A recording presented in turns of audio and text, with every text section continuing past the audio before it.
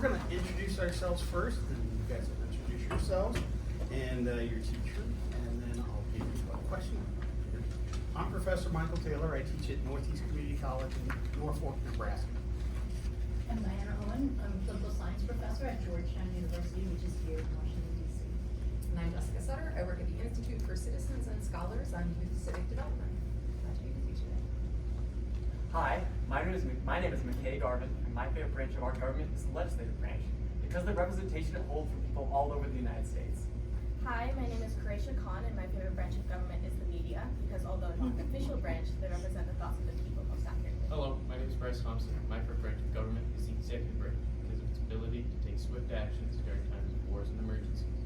Hi, my name is Julia Stan, and my favorite branch of government is the judicial branch because of their use of rule of law and job in determining the constitutionality of laws.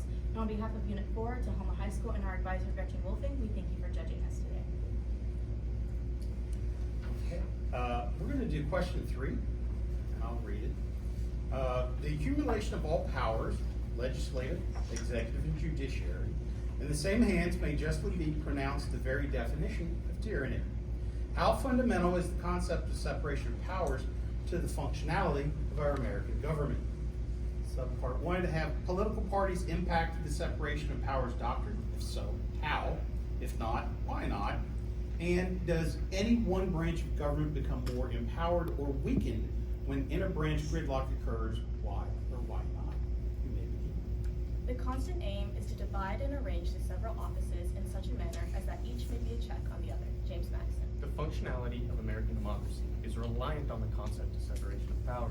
The system of checks and balances, feasible only under a separation of powers, prevents any one branch from becoming tyrannical. When drafting the Constitution, the founders looked towards political philosopher Montesquieu, who coined the term separation of powers in his book Spirit of the Law, and justified the need for a multi-branch government by stating that, quote, when the legislative and executive powers are united in the same person, peace cannot be achieved, end quote. The framers relied heavily on this principle when delegating powers to each of the 3 branches, because each branch holds the inherent responsibility to check the other 2 when they overreach their powers. In Federalist 47, James Madison elaborated on this by stating, quote, the legislative, executive, and judiciary departments ought to be separate and distinct in the structure of federal government, end quote, further emphasizing the framers' view that the 3 branches must act independently of each other.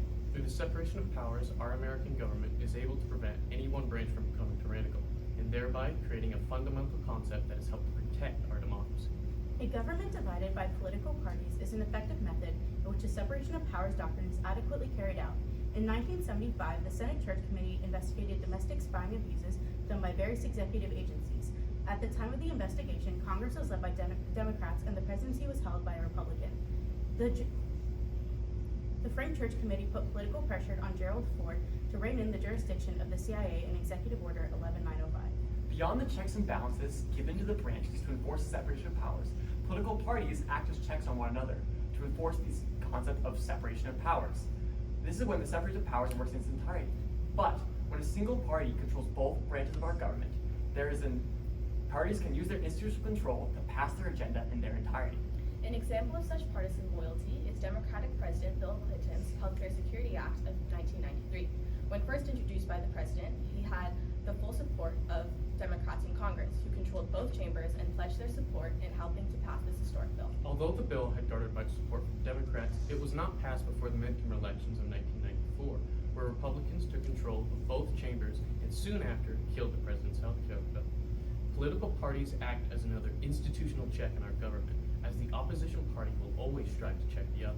When branches of government come into political gridlock, the executive branch becomes more empowered because of the enforcement powers given in the Constitution through Article 2, Section 3.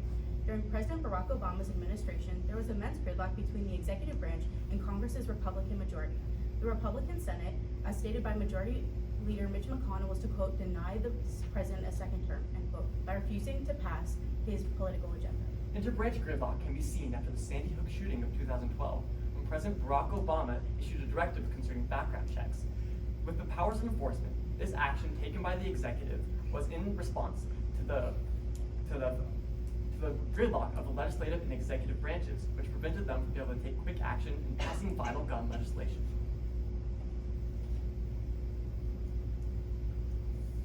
Furthermore, Congress becomes weakened by interbranch gridlock interbranch gridlock. Furthermore, Congress becomes weakened by interbranch gridlock because they lack the enforcement capabilities to rival that of the executive. For instance, in 2020, Congress attempted to subpoena documents from President Donald Trump regarding a citizenship question he attempted to add to the U.S. Census. They went to the courts to enforce the subpoena, but were unsuccessful because the courts declared that Congress could only use its legislative powers to accomplish its aim. This shows how moments of interbranch gridlock, the executive is far better equipped to accomplish their agenda given their enforcement powers in the Constitution. Overall, separation of powers is an essential part in our democracy, but the aims of political parties are equally as important in these checks. Thank you. Okay, now we're going to ask you some questions.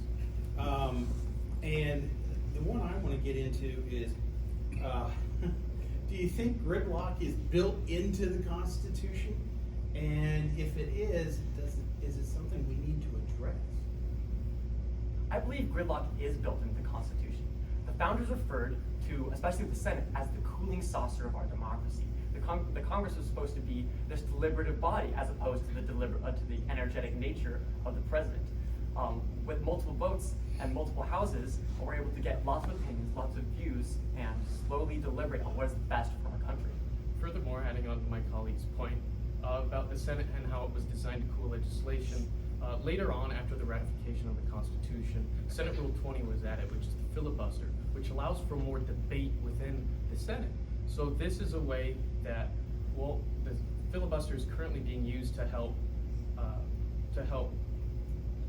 stop bills from being passed, and is a byproduct of that. Gridlock is increasing, but yes, gridlock is built into our Constitution. And I think an example of specifically interbranch gridlock occurring can be seen in the manner in which we appoint Supreme Court justices. For example, in Article 2, Section 2, Clause 2, the President is the one that nominates the justice, but the Senate is the one that confirms them in. And so when two separate parties control both of those, oftentimes they can't agree on a justice actually becoming confirmed in. So you mentioned that political parties can act as a check on government and in some ways a part of the check and balance system. But I noticed that you also mentioned that the media were considered a branch of government. To what extent do the media act as a check on government? So I think that the media oftentimes can, in one part, sensationalize certain issues, and the media represents the people, and so when the people are angered by a certain subject and they want the president or any other branch of government to actually take issue, pass legislation, or pass an executive order, I think that they can definitely stop gridlock from happening and also help one branch of government be more active than the other. The media also acts as a check in our government as it exposes politicians what they are trying to do. For instance, during the Vietnam War, the U.S. government had withheld information and had lied to the American public about the nature and how gruesome the Vietnam War actually was, which led to the Pentagon Papers being released in a later court case, New York Times versus U.S. And we can look to other countries in the way that their media has been able to stoke their country's political system, as seen in with the Arab Spring movement, in which many social media and smaller independent bloggers and websites were able to bring forth a revolution that changed the whole face of the Middle East. I want to come back to the filibuster. So the point of the filibuster is to enable compromise. We don't see a lot of compromise sometimes within our Congress. Is compromise a dirty word?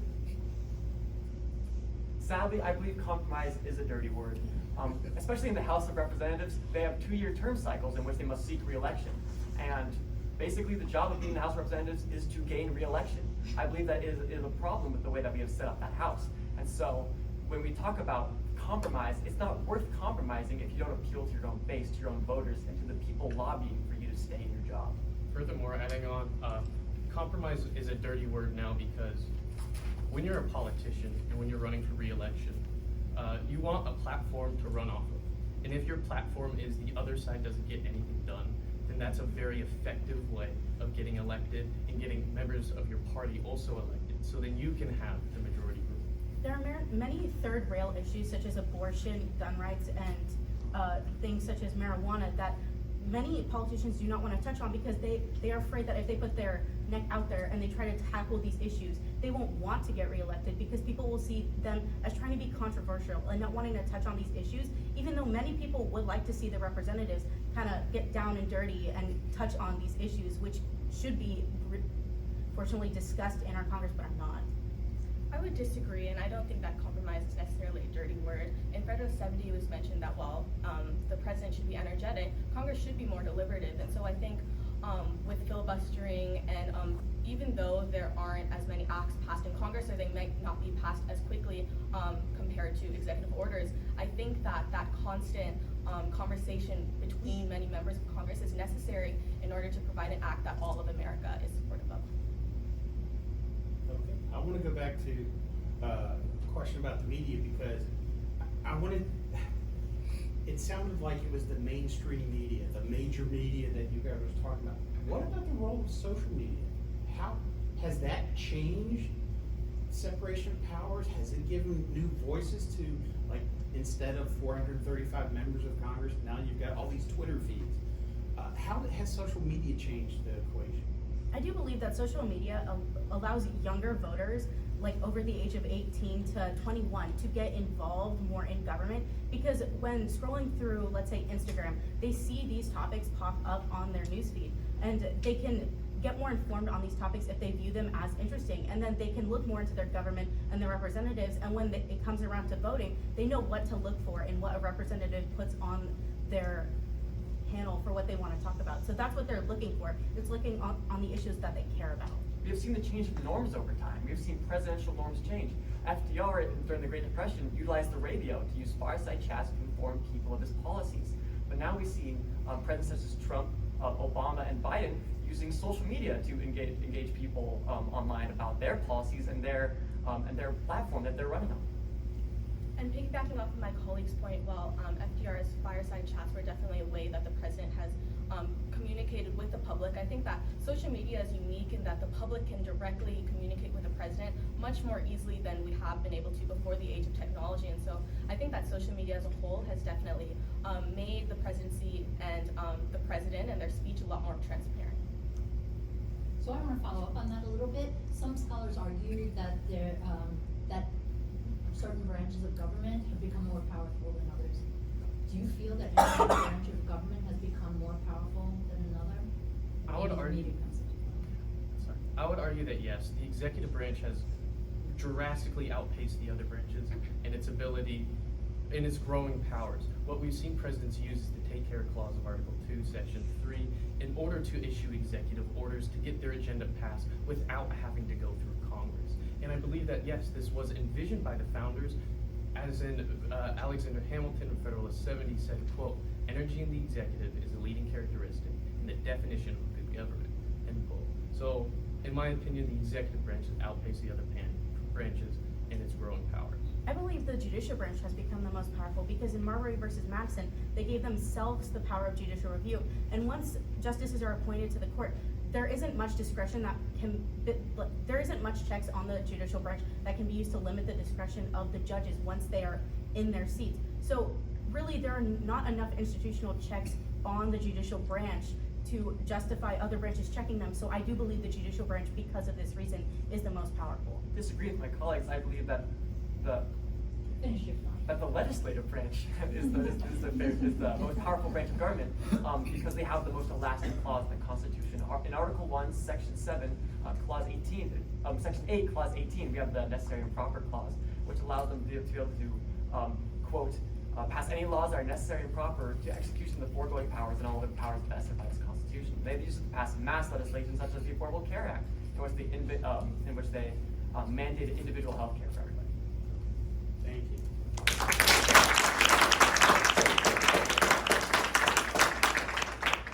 Now for some feedback from us. I love how you guys stayed in character with your favorites. Nicely done. And also, I really appreciated the differences. This was the first panel that came out hard against compromise. And that was really interesting how you justified that from your different perspectives. That was for me a highlight. Thank you. I'd thought you did a really nice job with your opening statement, but probably even better with your responses. I like the way that you filled in the details, you had historical, kind of background, you gave Supreme Court cases, good examples. I like the idea of, again, how you stayed with your positions and had respectful disagreements among you, but also each of you contributed something unique and a nice perspective through that kind of give and take. I really enjoyed the conversation on compromise. I've asked that question of every group today, and this was such a thoughtful conversation. I appreciate the point about the 2-year terms in particular. It's a point well put. The organization I work for focuses on civic development of young people, and we think about 3 things you need to have to be really ready to be a citizen. Well-informed, you check that box. Productively engaged. The civil discourse here, check that box.